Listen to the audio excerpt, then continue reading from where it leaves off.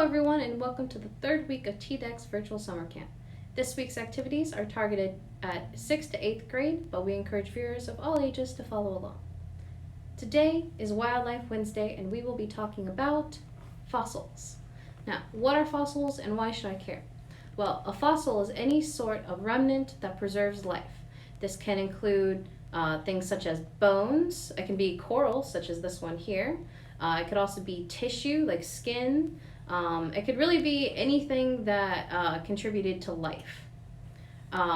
So why should I care about these things that are long dead that I probably will never get to meet in real life? Well, some of them you do actually get to meet in real life, and studying fossils can help us understand things about our own evolutionary history and the interconnectivity of life in general. So, I mentioned some bones here. Now, I know a couple of you may be asking, what about Dino Bones? Do those count as fossils? Well, yes, they do. And to follow that up, do we have Dino Bones in Tennessee? Well, we don't have any land dinosaur bones in Tennessee. We do, however, have one exception, and that is the hadrosaur, or the duck-billed dinosaur. We have found 5 bones of the hadrosaur in eastern Tennessee, but that's all that we found. Now you may be asking, why eastern Tennessee? Well, during the time of the dinosaurs, Tennessee was actually covered in an inland sea, and that is the reason why we can't really find any land dinosaur bones.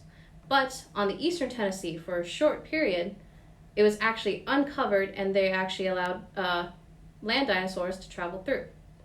So with the duck-billed dinosaurs, we assume that there will also be other dinos, such as tyrannosaurs or raptors, because they tend to live together. But we haven't discovered them yet, so we can't necessarily say that any land dinosaurs actually lived in Tennessee. So I've talked about the things that we can't find in Tennessee. What are some things that we can find in Tennessee? Well, as I showed you earlier, we have corals.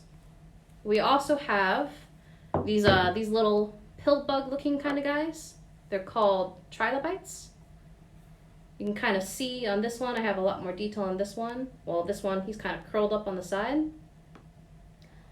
We also have these things called crinoids. I only have crinoid stems, but they're kind of like, they're called sea lily flowers sometimes, or they're likened to sea lily flowers. You can see that these are like their vertebrae. They usually break off after they die, and they get embedded in the seafloor like this one. So if you want to visualize what they used to look like, you can imagine them as a sort of like the stem here, but then at the top they would have like a little cup, and that's how they would filter in and get food. So we also have, and these may be some familiar ones for you guys, seashells, or brachiopods. Let's see if we can zoom in on the detail here. Oop, a little bit lower. There we go. And then on this one, I just have a bunch of little seashells on there. And all of these you can actually find in Tennessee. And this big mighty coral here, you can actually find here at my park, Johnsonville State Historic.